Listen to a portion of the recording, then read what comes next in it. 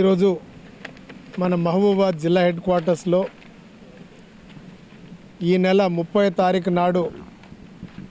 గెలిచినటువంటి సర్పంచులు అత్యధికంగా ముదిరాజు బిడ్డలు ఉండడంతో ముదిరాజు కమ్యూనిటీ మొత్తం కలిసి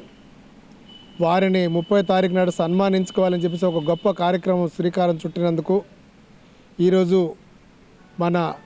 ఒక వాల్ పోస్టర్ను ఆవిష్కరించే కార్యక్రమం ఈరోజు మన ఎమ్మెల్యే క్యాంప్ ఆఫీసులో పెట్టుకోవడం జరిగింది. వాస్తవానికి ప్రతి ప్రభుత్వం ఎవరు వచ్చినా కూడా ముదిరాజు బిడ్డల ఓట్లతోటి అధికారులు ఎక్కుతున్నారు, కానీ వాళ్ళకి సరైన సముచిత స్థానం కలగట్లేదని చెప్పేసి వాళ్ళు తీవ్ర ఆందోళనకు గురవుతూ ఉన్నారు. అందులో భాగంగానే ముదిరాజు బిడ్డలు వాస్తవానికి మన వాకాటి శ్రీహరి గారు మన కాంగ్రెస్ పార్టీ ఎమ్మెల్యేగా గెలిచినందుకు, అదేవిధంగా గౌరవ ముఖ్యమంత్రి రేవంత్ రెడ్డి గారు కూడా ఆ ముదిరాజు బిడ్డను మంత్రిగా కూడా వారికి పదవి ఇవ్వడం నిజంగా కూడా చాలా ఆనందకర విషయం. అదేవిధంగా 30 తారీఖు నాడు జరగబోయే సర్పంచుల సన్మాన కార్యక్రమాన్ని భారీ ఎత్తున మన మహబూబాబాద్ జిల్లా నుంచి వివిధ గ్రామాల నుంచి మన మహబూబాబాద్ నియోజకవర్గంలో 3 సర్పంచులు, అదేవిధంగా డోర్నకల్ నియోజకవర్గంలో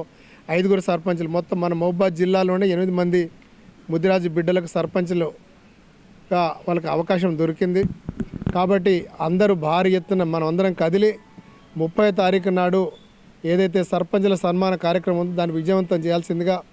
ఈరోజు ఈ వాల్ పోస్టర్ విడుదల చేయడం జరిగింది. అందుకే అందరికీ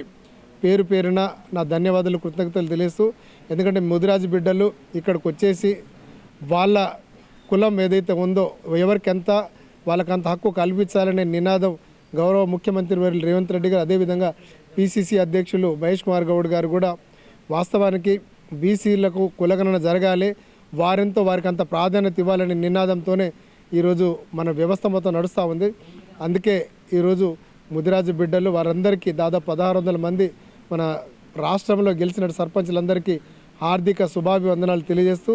30 తారీఖు నాడు జరగబోయే సర్పంచుల సన్మాన కార్యక్రమం విజయవంతంగా చేయాల్సిందిగా ప్రతి ఒక్క పౌరుని నేను కోరుతా ఉన్నాను.